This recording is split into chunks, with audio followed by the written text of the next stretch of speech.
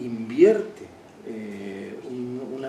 una relación de fascinación, de intereses, y Japón, cuando se cierra con los Tokugawa, abandona las armas de fuego. O sea, son incapaces de disociar nuestra filosofía y nuestra religión de la tecnología de los occidentales.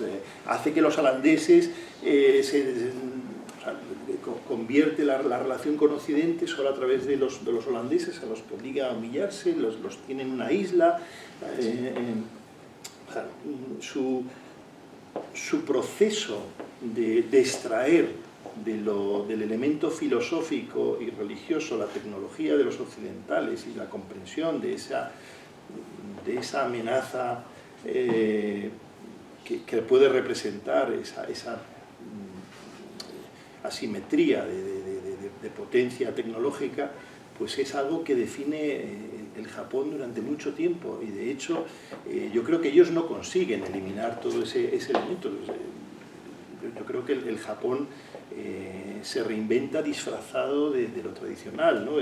Esa anécdota tan divertida de Mishima, ¿no? Que le reprocha, ¿no? Y a usted que habla siempre de la tradición en el Japón, y está usted con vaqueros y con unas zapatillas deportivas y tal, y el tío responde con mucha habilidad: no, es que aquí, como en el resto del Japón, lo japonés es lo invisible. Y ellos juegan con esa... cuando hablan, o sea, el código caballeresco. Bueno, pues la palabra bushido es muy tardía, pero desde luego que cuando la empiezan a concebir, la adaptan al mundo caballeresco occidental. Yo creo que hay elementos, sin necesidad de negar, por supuesto, la cuestión de su originalidad, pero que tienen un enraizamiento lógico, inevitable en el contacto que primero fue el nuestro, de esos pueblos ibéricos occidentales que le traen a Japón un choque de cultura, de tecnología que le ha durado y que le ha condicionado hasta ahora, ¿no? Y bueno, se puede ser cristiano sin profesar la fe, pues a lo mejor habría que rastrear un poco eso, la cuestión de cómo afianzan su poder y cómo manejan el elemento de desorden político que supone la tecnología, pues es algo que hay que indagarlo. Yo, o sea, creo que está tu libro lleno de hallazgos, pero es que por lo menos en la duda posible de que el cristianismo pues no tenga un hueco, porque lo tiene, aunque sea en la forma en que ellos mismos se han dado a sí mismos de un pueblo que, bueno, sí, es occidental, sí o sí, ¿no? Y es yo pienso que toda la densidad filosófica del cristianismo pues ha sido también adaptada de una manera o de otra, sin un efecto político para ellos pernicioso que cuestione su unidad, que cuestione lo que fue esa concentración de poder que duró hasta el 45. Damos pie a que alguno... Claro, si alguien quiere discrepar, opinar, o pues comentado está. Yo creo que en el próximo viaje del Secretariado de Misiones a Japón, yo creo que tiene que estar usted invitado. Oye, lo pregunto ya, con permiso de mi mujer, porque aquí esto de la obediencia superior también hay que mantenerlo en otros ámbitos. En otros esquemas, o no sé, no tanto, pero... Yo quería si me dejas hacer un apunte, pero desde el Japón actual, que es el que yo conozco, o sea, me interesa muchísimo la historia y me ha encantado lo que han contado.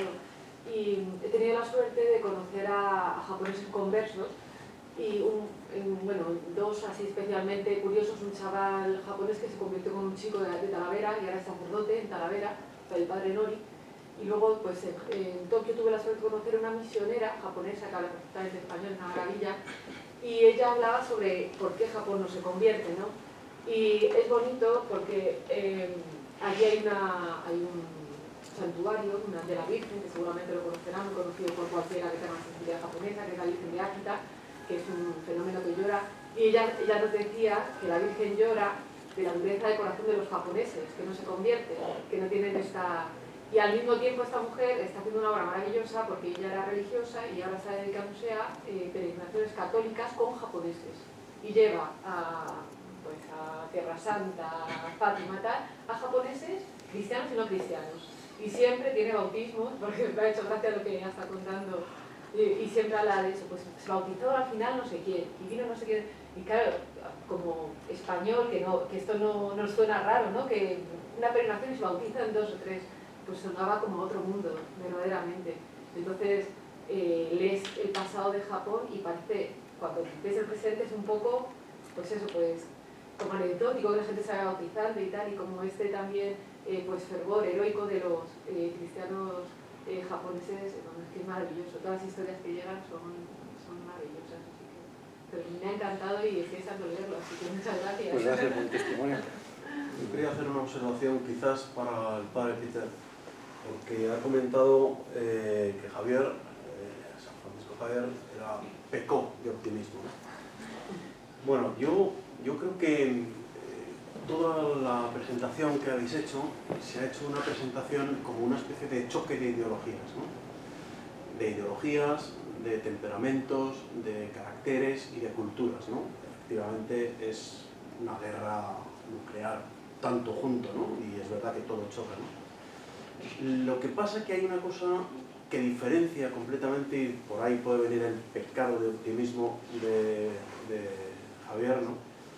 Que es que en el cristiano, en especial en el caso de los jesuitas, ellos no iban a hacer una labor humana, ellos iban a hacer una labor divina, como misioneros que eran, y su objetivo era convertir, como se convirtió la América hispana, haciendo una labor también que chocaban también con otro tipo de culturas brutales, y todavía casi peor, porque incluso para aquellos hombres de América era un choque de conocer una especie de ser nuevo, raro, extraño que viene del más allá, ¿no? O sea, todavía más chocante, ¿no? Los japoneses todavía existía conocimiento, ¿no? de los que venían.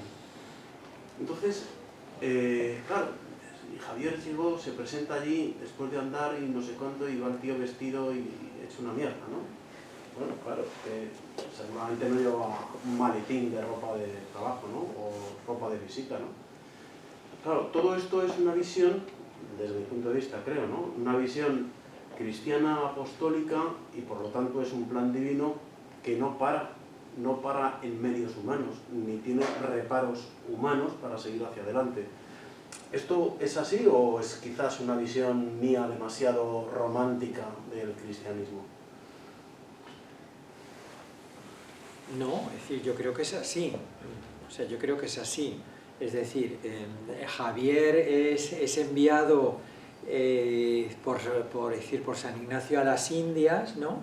Y entonces él recala en primer lugar en India, ¿no? Claro, en toda la zona alrededor de Goa, Kerala, es decir, ahí Javier tiene mucho éxito. O sea, lo vemos desde las anécdotas. El brazo se le dormía de bautizar, es decir, tanto, ¿no? Pero de a cientos, ¿no? Entonces, claro, es decir, la cultura india, si entiendo yo, es decir, lo acabamos de oír, entiendo yo que es de otra forma. Es de otra forma, ¿no? Es decir, en casa, es decir, tenemos ahora, es decir, muchos indios, ¿no?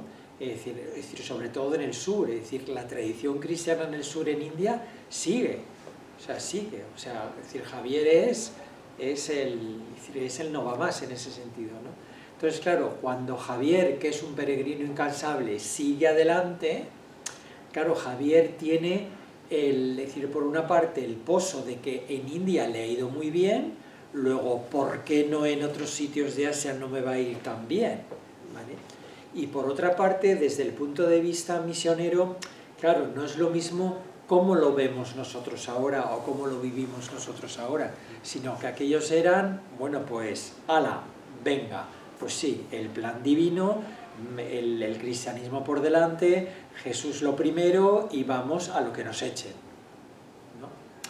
Entonces, claro, La misionología luego, a medida que ha ido avanzando, se ha sofisticado en ese sentido mucho más, ¿no? Es decir, vamos a estudiar a dónde vamos, vamos a estudiar y a comprender la sociedad que tenemos delante, ¿no? Cuando Ricci y Zipantoja entran en China, lo primero que hacen es vestirse, es decir, como chinos. Y entonces, durante mucho tiempo, los consideran sabios chinos, porque claro, traen muchas cosas de Europa que en China no se conocía, ¿no? Entonces, bueno, en ese sentido, son capaces de entrar en la corte, nada más en la corte de Guan Li, pues ¿por qué? Pues porque están inculturados y porque en ningún momento van vestidos como voy yo vestido. O sea, Javier no se disfrazó, no se vistió en ningún momento a la japonesa. En ningún momento. Era decir tal cual. Bueno, venga. Pues ese ardor misionero, es decir, de Javier y de todos los que le han seguido, aquí en el libro está perfectamente reflejado, era vamos a tirar adelante, ¿no? Entonces sí, evidentemente era una misión, venía de Ignacio, la primera compañía, ese fervor misionero, ¿no? Pues sí, o sea, yo creo que esa misión divina y ese tirar adelante para convertir, es decir, yo creo que estaba. Y al mismo tiempo yo creo que Javier llevaba un pozo de éxito anterior que en Japón no lo tuvo. O sea, no lo tuvo precisamente por lo que se acaba de decir, porque me parece que el carácter japonés, la tradición japonesa, hoy en día en Japón hay una tradición que no se toca, ¿eh? Estamos en 2023, hay una tradición que no se toca. Y luego que a lo mejor versiones del budismo en otros lugares asiáticos son más flexibles a la hora de decir, bueno, vamos a dialogar, ¿no? En China todos los misioneros jesuitas dialogaban sobre eso. Luego ya están otras cuestiones que se mezclaron de tipo político, económico, etc., ¿no? Pero quiero decir, con el budismo japonés creo entender que no hubo a lo mejor suficiente comprensión de lo que había delante. O sea, la tradición con mayúsculas que estaba delante a lo mejor no se entendió suficientemente bien. Creo, ¿eh?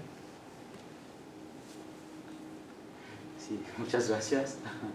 Al escuchar las intervenciones, ¿no?, que surgió en mí una pregunta que es, al final, ¿qué es ser cristiano? Es ser cristiano porque, según nuestra formación o nuestro contexto, me incluyo yo también, que muchas veces vemos al cristianismo de manera un poco sociológica, ¿no? Y el número de bautismo y tal. Y no sé si nos puede ayudar, ¿no?, este giro que era pequeño, pero yo creo que importante, ¿no? Durante el concilio del Vaticano II, ¿no?, que primero hay este punto de las semillas del verbos que hay en cada cultura, y luego también los cristianos desconocidos. Yo creo que si tenemos en cuenta estos dos puntos, también se puede leer de otra manera lo que está pasando hoy día en Japón, ¿no? Y me refiero también un poco a mi cultura, ¿no?, que por ejemplo, sí, hay cada año muchos bautismos, pero me pregunto si realmente la gente son cristianos, ¿no? Yo sí, luego... me gustaría... Sí, quizá traer a colación la figura de Bariñano, el visitador que organizó la embajada de estos... Pero sobre todo él se planteó en un momento dado si había que rectificar la misión porque había demasiados cristianos y no podía atenderles. Entonces, ese es un poco... Al final dijo que no, al final pensó que no, porque mientras, es decir, ¿qué es lo principal? Lo principal es que las personas que están dispuestas a responder se les pueda atender. Es decir, que la Iglesia está para acompañar a los cristianos, no para organizarles la vida. No se trata de, ¿no?, de darles, yo qué sé, formación humana.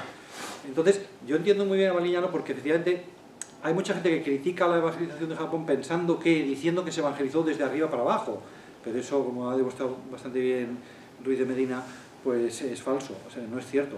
Los misioneros dedicaban su tiempo a las personas que mejor podían entenderles. Ahora que ha mencionado el tema del budismo, ellos se dieron cuenta, aunque iban hablando, acudían a los templos pensando que los que mejor iban a entender la religión serían las personas que practicaban la religión al estilo de los religiosos occidentales. Entonces, digamos, por esa inercia de su condición religiosa, o sea, Francisco Javier iba siempre a los templos y procuraba hablar con los bonzos. Pero, yo no sé si se dieron cuenta o es la práctica, al final se dieron cuenta que los bonzos no eran las personas más aptas para comprender el cristianismo. En el fondo, los bonzos de alguna manera se dedicaban a una cosa parecida a la religión, pero la religión calaba más, el cristianismo, en las personas, en los samuráis, podríamos decir, en las personas que tenían una disciplina de vida, que tenían virtudes. Es lo que decía de los cristianos ocultos. Las personas que tienen virtudes, en el fondo están más dispuestas están siguiendo mejor. El cristianismo es un camino, ¿no? Entonces, esas personas ya de hecho están en camino. Las personas virtuosas están en camino hacia Dios, mientras que los bonzos vete tú a saber.